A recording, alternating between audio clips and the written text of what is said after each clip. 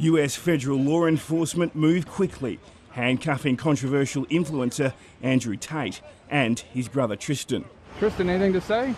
The US Marshals Service arresting the pair in Miami, where self-proclaimed misogynist Andrew Tate was set to appear at a boxing event.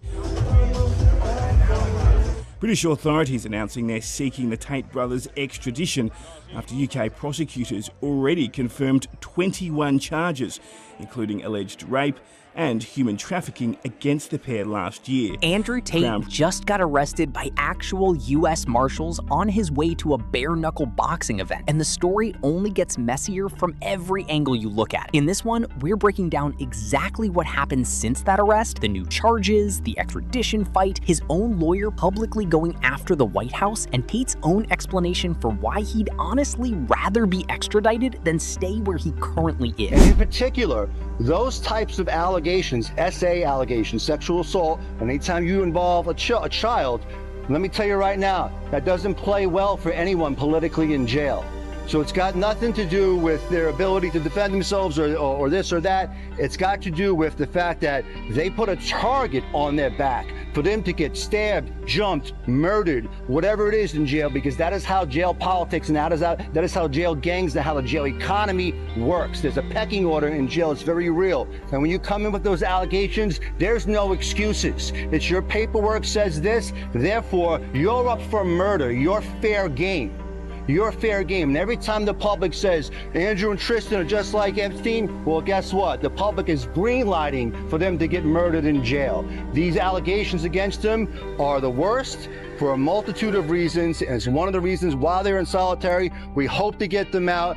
Look, the people over here in the system, the guards at the jail, they've been great. They've been fair to us. I've been in jails and places all around the world, and we've been treated honorably here. They have to carry out their mission. Andrew Tate just got arrested by actual US Marshals on his way to a bare-knuckle boxing event, and the story only gets messier from every angle you look at. In this one, we're breaking down exactly what happened since that arrest, the new charges, the extradition fight, his own lawyer publicly going after the White House, and Tate's own explanation for why he'd honestly rather be extradited than stay where he currently is. It started Saturday, July 18, when Marshals picked Tate up in Miami on a sealed warrant while he was reportedly heading to a boxing event. The UK's Crown Prosecution Service had just filed dozens of new charges against both brothers. Andrew facing 42, including rape, human trafficking, and charges tied to indecent images. Tristan facing 17 charges of his own, tied to sexual assault, rape, and traffic. These stem from allegations brought forward by 7 women, all connected to the east of England, dating back over a decade. Both brothers deny every charge, and that denial hasn't changed once through any of this. His lawyer, Joe McBride, wasted no time going public with the scale of it, straight up saying they're threatening him with 100 years in prison. That's not even the part that made this story blow up the way it did, because Tate wasn't just facing new UK charges. He already had an entire separate case sitting in Romania, human trafficking and running an organized group to exploit women, a case that's been dragging on for years while the brothers stayed on modified release, flying back every month for court appearance. So now you've got 2 countries with active cases, and a third one, the US, suddenly in the middle of it, holding him on an extradition warrant. That's the kind of legal pileup that doesn't happen by accident, and it set up everything that came next. And I'm very close to the Trump family. I know them well, and I spoke to Barron after the incident, and I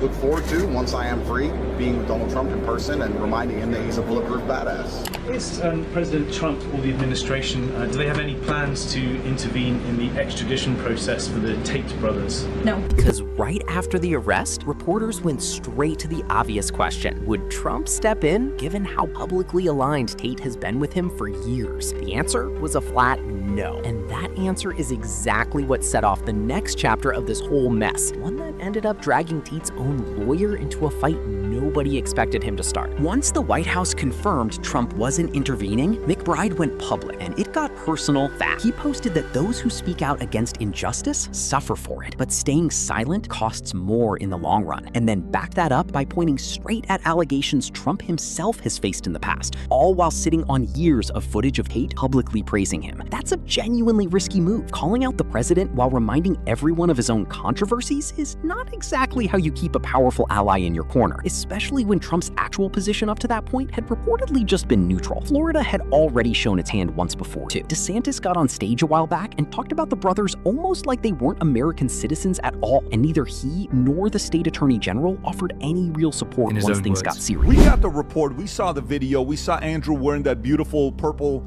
shirt that he had on when the U.S. Marshals walked up towards him, and then all of a sudden we saw the numbers coming out saying he is facing with 42 new charges himself, Tristan 17, 59 criminal charges, and we saw that. The question I wanted to ask you is for U.S. Marshals to come. We know Andrew made some strong remarks towards the Governor DeSantis last time he was on with us, and there's not a relationship there. There's not a support there, whether it's the governor or Huthmaier, and even Huthmaier. I think James Huthmaier made a comment on Twitter about it as well. But this is U.S. Marshals. So for this to happen, is this a federal thing that's working with UK to help get Tate, or is it a state thing? Oh, it's a federal thing. So anytime you have an extradition warrant going to an international country, it's exclusively going to be held within federal jurisdiction. That's just the way it works as a matter of law. Now, typically in these situations, when you have an ongoing relationship, for instance, a year or two ago when the guys first arrived here, there was this big announcement. DeSantis got on stage and talked about Andrew and Tristan as if they were not American citizens. They had egg on their face afterwards. But I reached out to the statewide prosecutor's office. I said, here, I'm available. I've worked with him over time. There was a criminal investigation that we dispensed with. And I said, hey, listen, if you ever get into a situation where you want the guys, or if there's a warrant and they need to surrender themselves, just let me know. Everybody knows. You just come to me, you let me know. They're not running from anything. They're two of the most famous guys in the world. We'll surrender. We'll come in. It'll be nice. It'll be quiet. It'll be easy. So what happened was a dog and pony show. This could have been avoided. They set these guys up to make it look like the worst possible PR stunt in the world. When they were arrested by the marshals, look, the marshals did their job. They were professional. They were courteous. They rolled up on the scene hard body, but that's what they do. They didn't take Andrew and Tristan's phones. They didn't take their electronics. Andrew had $2 million worth of jewelry on his neck. He was able to give it to one of his friends. They conducted themselves with honor.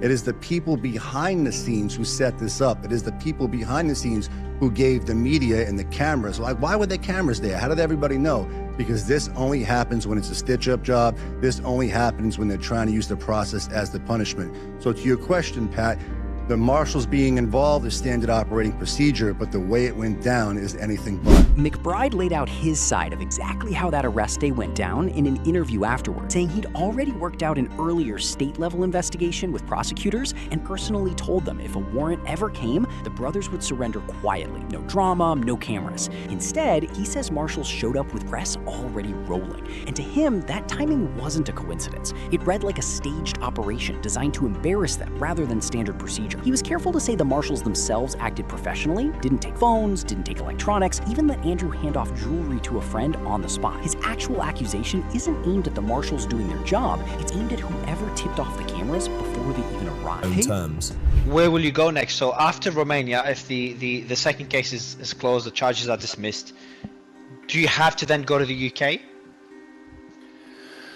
It's an interesting legal quagmire because as long as I have a case open within Romania, I do not have to go to the UK as far as I understand it. So if I, for example, had a case open in the UK, I had a case open in Romania, but my travel ban was removed, I would be able to live free because I don't get extradited because my case is not complete, even though I live as a free man. That may happen, I'm not sure. Where will you go then? Would you return back to Dubai? I would actually probably fly to England. My biggest concern about being extradited is the Wizz Air. I don't want to be on a Wizz Air. It's going to annoy me. So I'd rather take my own plane.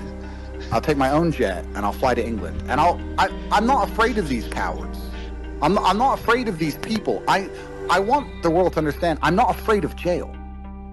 I'm not afraid of when I decided to fight the Matrix, and now that everybody is based, now that everybody is telling the truth, now that everybody speaks freely, I feel like partially some people forget the monumental risk my brother and I took telling the truth back when you weren't allowed to tell the truth. Tate then addressed the whole thing directly himself, and his position turned out to be oddly specific. He says he's fine with the case moving forward, and even fine with prison if he's actually found guilty. He just doesn't want to sit in a cell before the trials even started. When asked where he'd go if the Romanian case wraps up first, he ruled out going back to Dubai and said he'd rather fly to England on his own private jet than risk getting stuck on a commercial flight, joking that the airline itself worried him more than the actual charges. Underneath the joke, though, he kept coming back to the same consistent point. He wants his day in court, just not from inside a cell waiting for it. Part of that.